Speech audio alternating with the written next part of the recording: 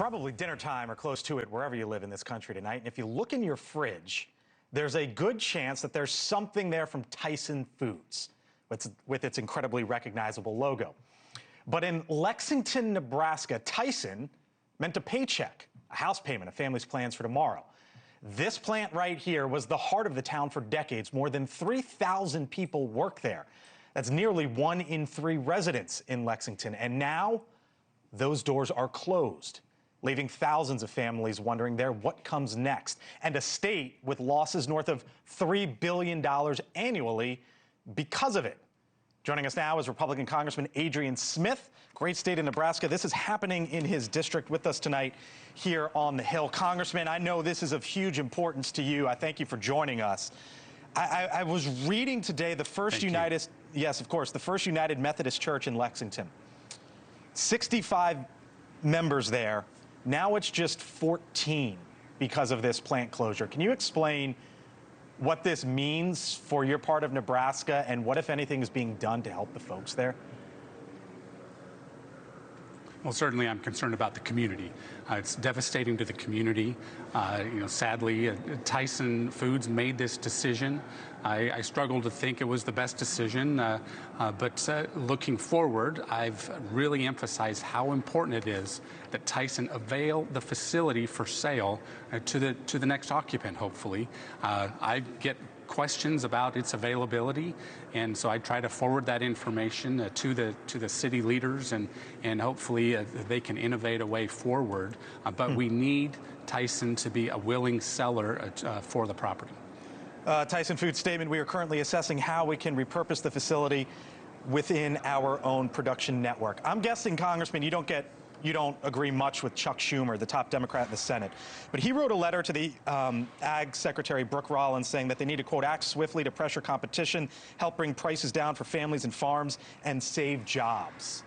Is he right here? And is there anything that the Trump administration can or should do? Well, I think Senator Schumer has really been politicizing this. It's kind of sad that he's chosen to try to get political leverage here.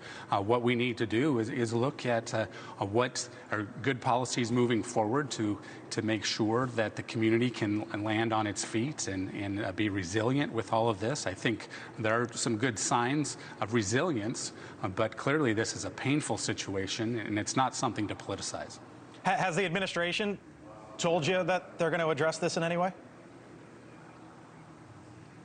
Well, there's a lot of interest in this, and certainly I'm concerned about the community. I'm concerned about the beef industry, livestock industry in general. These are issues that I've never sensed Senator Schumer caring about in the past, and largely, though, for consumers as well. We see about a 74-year low inventory of cattle available, even to take to market.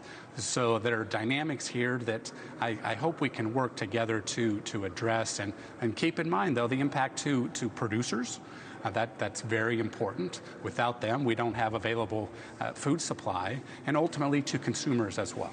Beef prices up 16.5%, Congressman, in 2025. There's 4 main companies, the Big Beef 4, that control 80 to 85% of the U.S. fed cattle slaughter capacity and boxed beef sales. Is it time to take a look and break them up, or as a conservative, that goes too far for you? Well, I'm glad that a company by the name of Sustainable Beef, for example, opened a new plant not too far away from Lexington in the North Platte community, a few miles down the interstate. They are just now reaching their capacity, which is good news. And I think they are looking to even have a stronger output there. I really salute that. I'm glad that they had, and this is a group of producers themselves who formed and invested in this new plant, very high tech, very efficient. I'm glad that they are there to help take up some of this slack here, ultimately for producers and ultimately consumers as well.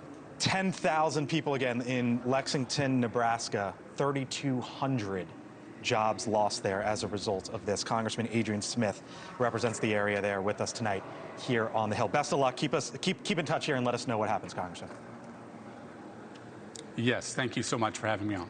Thank you for watching. Subscribe below and download our NewsNation app right now on your phone, and you will get fact-based, unbiased news for all Americans.